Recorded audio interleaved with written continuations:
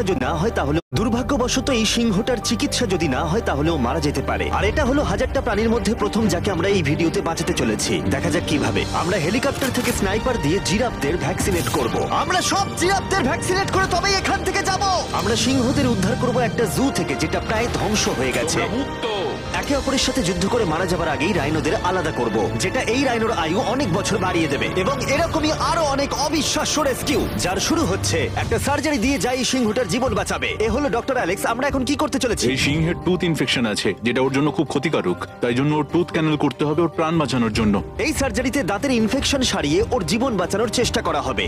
ওর ঠোঁটটা একটু ধরবে তুমি এইভাবে। ও মাই গড, দেখো ওর দাঁতের তো খুবই খারাপ অবস্থা। আর যদি এই ইনফেকশনের চিকিৎসা না করা হয় তাহলে আস্তে আস্তে এই ইনফেকশন ওর হার্টের ক্ষতি করে দেবে। একদম ঠিক। আচ্ছা, ও যদি জেগে যায় তাহলে কি হবে?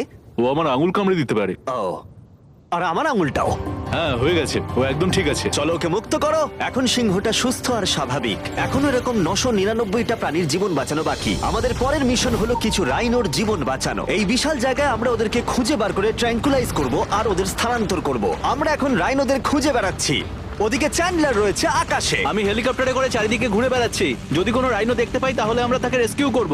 এখানে শক্তিশালী রাইনোরা দুর্বল রাইনোদের তাড়িয়ে দেয়, কিন্তু যেহেতু এই এলাকার চারপাশটা বেড়া দিয়ে ঘেরা আছে তাই দুর্বল রাইনোরা এখান থেকে কোথাও যেতে পারে না, আর তার ফলে ওদেরকে মেরে ফেলা হয়। হ্যাঁ, একদমই তাই। তাই প্রথমে আমরা ওদেরকে ঘুম পাড়াবো আর তারপর ওদেরকে এমন একটা জায়গায় নিয়ে যাব যেটা ওদের নিজস্ব জায়গা হবে, যেখানে ওরা বেঁচে থাকার জন্য পর্যাপ্ত খাবার আর জল পাবে। তার ফলে ওরা শক্তিশালী হবে। চলো আমরা কি ওখানে রেস্কিউ করি? ঠিক আছে, ও রাইনো দেখতে পেয়েছে। চলো চলো চলো। তো আমার কাছে ট্র্যাঙ্কুলাইজার গান আছে, আমি এটা মেরে ওকে ঘুম পাড়িয়ে দেবো যাতে আমরা ওকে সুরক্ষিতভাবে ধরতে পারি। আমরা পেরেছি। চ্যান্ডলার রাইনোকে হিট করেছে। চলো চলো। একটা রাইনো ঘুমিয়ে পড়েছে, পরেরটা দেখি। Chandler, good shot. প্রথমেই আমরা ওর অ্যান্টি পোচিং কলারটা খুলে নেব, আর সেটা এইভাবে হবে। এই কলারটা রাইনোর স্পিড ট্র্যাক করে আর এর ফলে ও স্থানীয় জায়গাতেই থেকে যায়। যদি হঠাৎ রাইনো খোলামেলা জায়গায় দৌড়তে শুরু করে যখন চারপাশে কোনো প্রাণী নেই, তখন আমরা জানি শিকারীরা ওকে মারার চেষ্টা করতে পারে। আমরা চেষ্টা করব যাতে এই রাইনোদের আয়ু অনেকটাই বেড়ে যায়, কারণ ওদের সংখ্যা খুব একটা বেশি নয় পৃথিবীতে। হ্যাঁ, তোমাকে অনেক ধন্যবাদ, এটাই আমার বলার ছিল। তাহলে এটা হলো একটা মাইক্রোচিপ যেটা আমরা ওর শিঙের ভেতরে ঢুকিয়ে দেব, তারপর সেটা আঠা দিয়ে আটকে দেব। এবার যদি কোনো শিকারী ওকে বেআইনি ভাবে মারার চেষ্টা করে তাহলে কালোবাজারে ওর শিং বিক্রি করার সময় আমরা ট্রেস করে ওদেরকে ধরতেও পারবো। এবার এই রাইনোকে এমন একটা জায়গায় নিয়ে যাওয়া যাক যেখানে বড় রাইনো একে মারতে পারবে না। আমি জানি এটা দেখে বড় অদ্ভুত লাগছে, কিন্তু এটা এই রাইনোর আয়ু অনেকটাই বাড়িয়ে দেবে। চলো ওকে ভেতরে ঢোকাও, এটা তোমার ভালোর জন্যই। ভিতরে ঢোকো। আমরা এমন একটা সুরক্ষিত জায়গায় এখন রয়েছি যেখানে এই রাইনোকে কেউ তাড়াবে না আর মেরেও দেবে না। ঠিক আছে, আমরা এখন থেকে ওকে হিপো বলে ডাকবো। হিপো? ও তো রাইনো। হ্যাঁ, কিন্তু ওর নাম হিপো।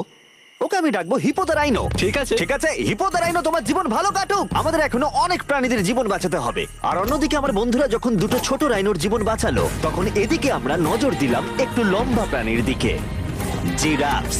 নাও ভ্যাকসিন। আমরা ওদেরকে ভ্যাকসিন শুট করলাম। দারুণ। রাইনোদের ট্র্যাঙ্কুলাইজ একটু আলাদা ছিল, কারণ এই হাই পাওয়ার্ড এয়ার রাইফেল গুলো এই জিরাফের শরীরে একটা বড় সিরিঞ্জ ঢুকিয়ে দেয় যেটাতে রয়েছে জীবন বাঁচানোর ওষুধ। তোমাদের ভ্যাকসিন এনজয় করো, দিন তোমাদের ভালো কাটুক। ওরা পালাচ্ছে কেন? আমরা তো ওদের জীবন বাঁচাচ্ছি।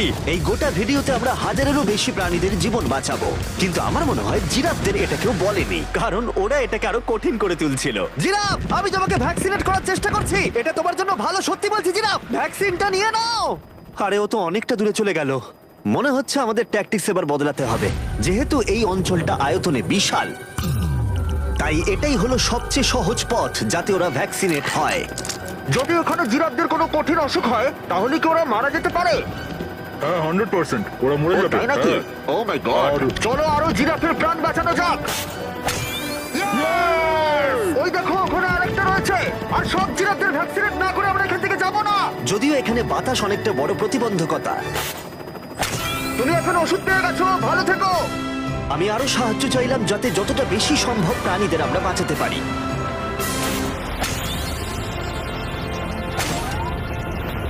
আমি 5টা জিরাফ দেখতে পাচ্ছি, ওদের ভ্যাকসিন হয়নি। আর 4টে জিরাফের ভ্যাকসিন বাকি। 3টে জিরাফের বাকি। শেষের জন্য একদম সামনে আছে। দেখো, 5 জনকে দেওয়া হয়ে গেল। আমরা ওদেরকে শুট করছি, যদিও আমরা ওদেরকে মারছি না, ওদের জীবন বাঁচাচ্ছি। ঠিক জায়গায় লেগেছে। যখন আমরা ওখান থেকে বেরোলাম তখন প্রায় 70টা জিরাফের ভ্যাকসিনেশন হয়ে গেছে।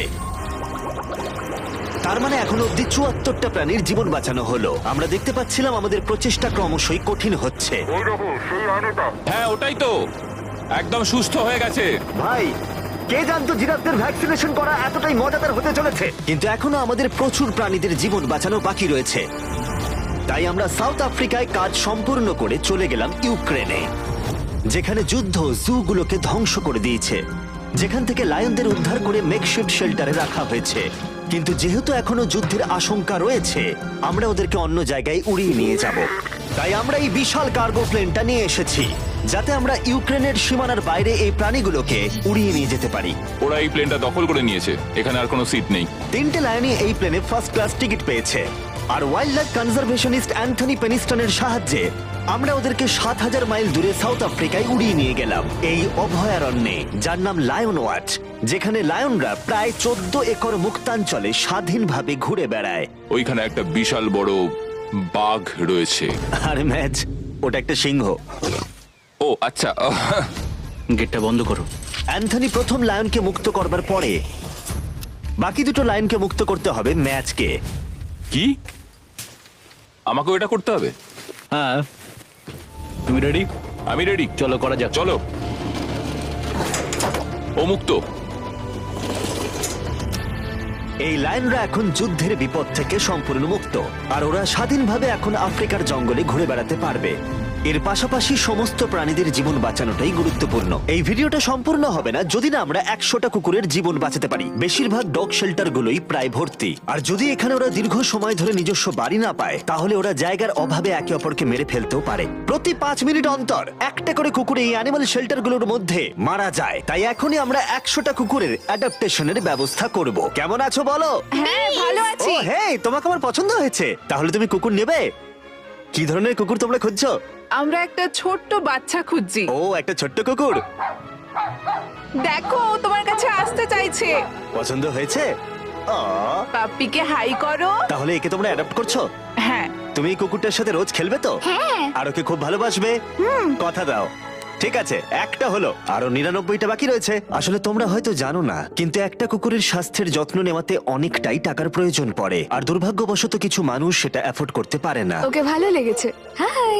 আর সেই জন্যই আমি একটা গুড নিউজ ওদেরকে শোনাতে চাই। এখানকার প্রত্যেকটা কুকুরের মতোই এর মেডিকেলের খরচ আর এর অ্যাডপশনের ফি তোমাদের দিতে হবে না। ও ওয়াও। হ্যাঁ, তোমরা একে সম্পূর্ণ বিনামূল্যে বাড়ি নিয়ে যেতে পারো। ও মাই গড। Thank you. কোনো থ্যাংক ব্যাপার ইউ। নয়। এটা দেখতে সত্যিই খুব দারুণ লাগে যে অনেক কুকুর তাদের নিজেদের বাড়ি খুঁজে পাচ্ছে। তুমি এদেরকে কি করে না বলবে বলো তো? খুব কিউট। কতদিন ধরে কুকুর খুঁজছো? 3 থেকে 4 মাস হলো। ও একদম ঠিক আছে। ও সত্যি খুব সুন্দর। তোমরা একে বাড়িতে নিয়ে যাবে? হ্যাঁ। আমি এটাই শুনতে চাইছিলাম। ব্রিয়ানাকে adopt করা হয়েছে। তোমরা দুজন ওর খেয়াল রাখবে তো? হ্যাঁ। আরো অনেক কুকুর নিজের বাড়ি খুঁজে পাচ্ছিল, কিন্তু বাচ্চা কুকুরদেরই বেশিরভাগ মানুষ অ্যাডপ্ট করছিল। তার ফলে বয়স্ক কুকুররা অবহেলিতই থাকছিল। যেমন ব্লু, এই কুকুরটার বয়স 10 বছর। এখনো সে একজন ভালো মালিকের অপেক্ষায় রয়েছে। আমরা একটু বয়স্ক কোনো কুকুর ও, খুঁজছি, কি cute! কারণ আমরা খুব এনার্জেটিক কাউকে চাইছি না। তোমরা ব্লুকে দেখতে পারো। কেমন লাগছে? হাই, আমার ওকে কেমন খুব আছো পছন্দ তুমি? হয়েছে। ও কিভাবে তাকাচ্ছে দেখো। ও তো কিউট। ও তোমাদের সাথে খুব ভালো থাকবে। Thank you so much. কিন্তু আমাদের কাজ এখনো শেষ হয়নি। যত দিন যেতে লাগলো আমরা দেখতে পাচ্ছিলাম প্রচুর কুকুর তাদের ভালোবাসার বাড়ি খুঁজে পাচ্ছিল। ওকে তোমরা নিচ্ছ? হ্যাঁ নিচ্ছি। দারুণ ব্যাপার। আর খুব তাড়াতাড়ি আমরা 100 জন কুকুরের জীবন সুরক্ষিত করলাম। প্রত্যেকটা পরিবার প্রতিশ্রুতি দিয়েছে যে ওদেরকে একটা সুন্দর জীবন উপহার দেবে। এরপরে আমরা এক্সোটিক মিনিয়েচার হর্সদের জীবন সুরক্ষিত করলাম, কারণ এই সমস্ত ছোট ঘোড়াদের নিলামে বিক্রি করা হয় এদের মাংস খাবার জন্য। আর আমি দুঃখিত, কিন্তু এই সমস্ত মিষ্টি প্রাণীদের আর আমি এভাবে মরতে দেব না, তাই আমি এদেরকে কিনে নিয়েছি। আর আমরা এই প্রত্যেকটা ঘোড়াকে ওদের বাড়ি খুঁজে দেব। ও এক্সকিউজ মি, সব ঘোড়াগুলো এখানে রয়েছে। ও তোমার ও, ভালো একে লাগছে? ভালো লেগেছে।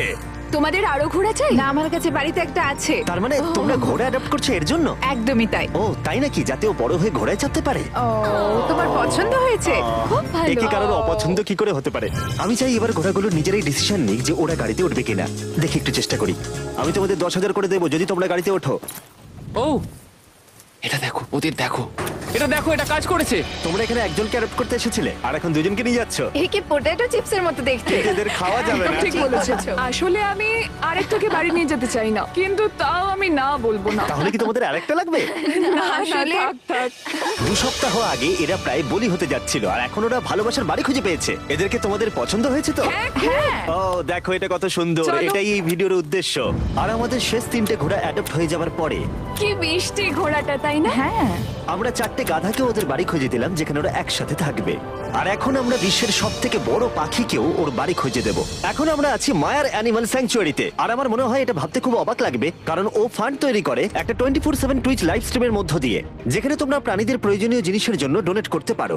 আর এই লাইভ স্ট্রিমে ডোনেট করা টাকা দিয়ে অনেক পশু পাখিদের যত্ন নেওয়া হয় আর এই বিশাল স্যাংচুয়ারির দেখভাল করা হয়, যেখানে প্রচুর বন্য প্রাণী আছে যাদের দেখভাল করার জন্য মায়া নিজের গোটা জীবনটাই উৎসর্গ করেছে। এসো, তোমরা ভেতরে এসো। ওই দেখো, ওই ওপরে মোমো বসে আছে। মোমো মোমো তো খুব মিষ্টি। ও স্ক্রিন পছন্দ করে। তোমার কাছে ফোন থাকলে ওকে দেখাতে পারো। তোমরা শুধু আমাদের ভিডিও পছন্দ করে তাই নয়, তার সাথে বাদররা করে দেখছি। ও সত্যিই অদ্ভুত।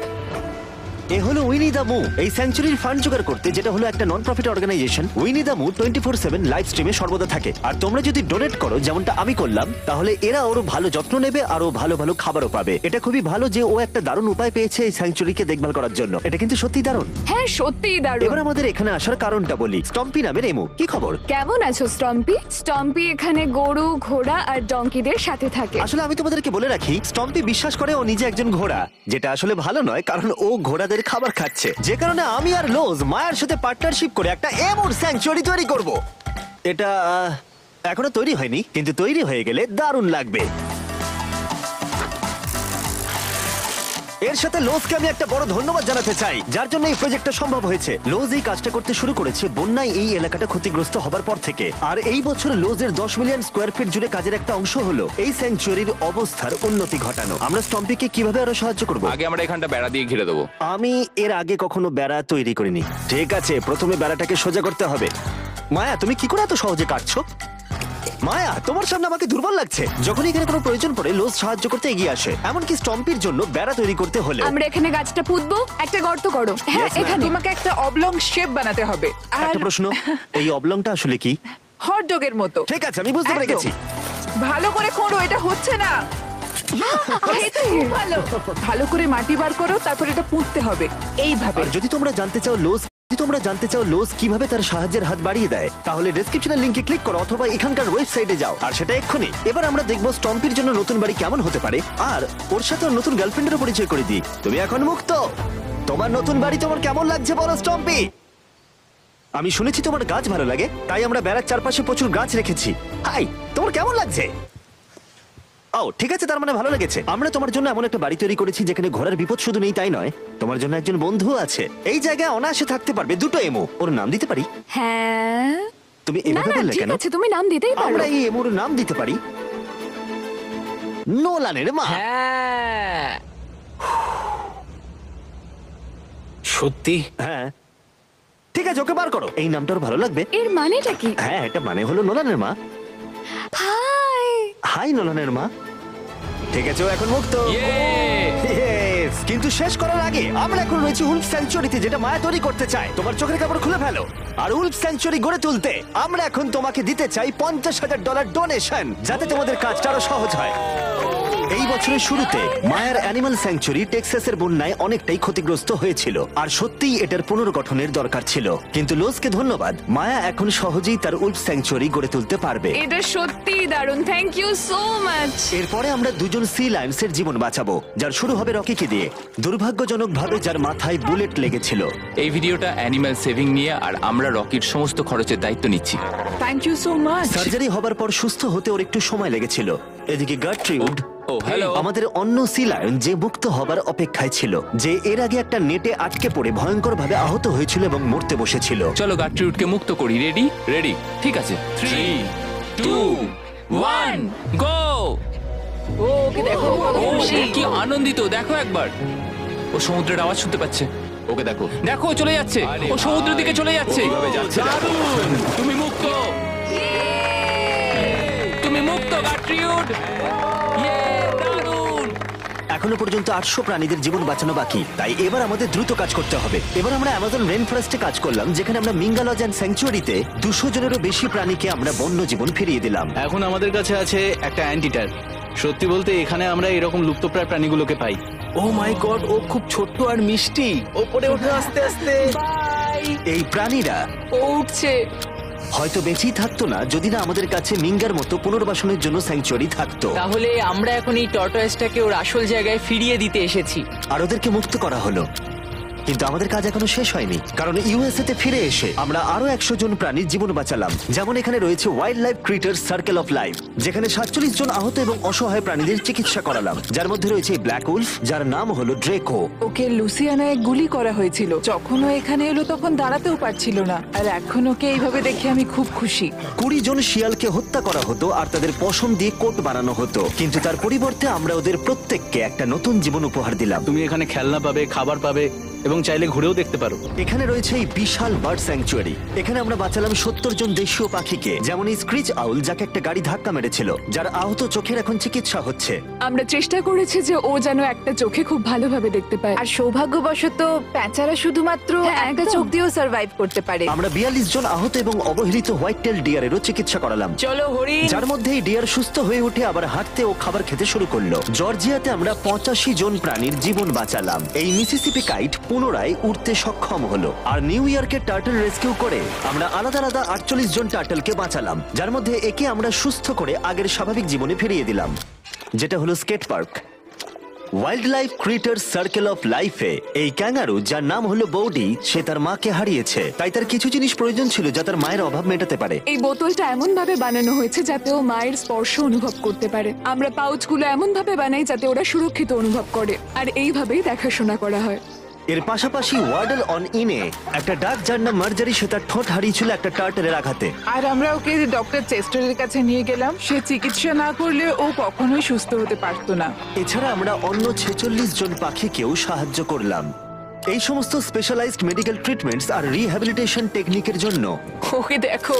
অনেক টাকার প্রয়োজন ছিল, তাই আমরা গোটা দেশ জুড়ে 4টে আলাদা অর্গানাইজেশনকে সাহায্য করলাম, যাদের সর্বমোট 212 জন প্রাণীর সাহায্যের জন্য অর্থের প্রয়োজন ছিল। এই সমস্ত অসাধারণ প্রাণীদের দিকে ফিরে তাকালে আমরা তোমাদের ধন্যবাদ জানাতে চাই, তোমাকে ভিউয়ারদের, আমাদের এরকম একটা সুযোগ করে দেবার জন্য। আমরা 1000 জন প্রাণীর জীবন বাঁচালাম, কিন্তু আমাদের কাজ এখনো শেষ হয়নি। যদি তোমরা চাও আমরা আরো 1000 জন প্রাণীর পাশে দাঁড়াই, তাহলে এই ওয়েবসাইট ভিজিট করো। চলো এই সমস্ত প্রাণীদের জীবন